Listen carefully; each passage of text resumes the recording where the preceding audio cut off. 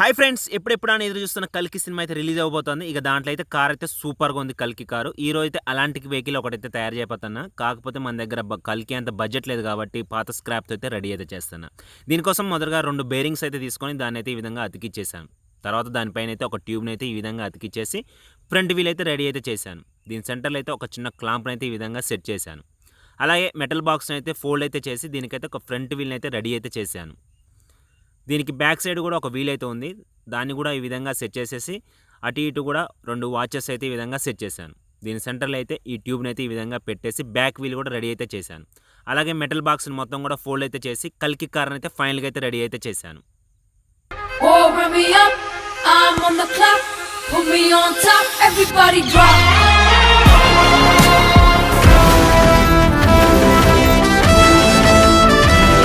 So మీకు ఈ video నచ్చితే లైక్ చేయండి, అలాగే ఛానల్ని సబ్స్క్రైబ్ చేయండి.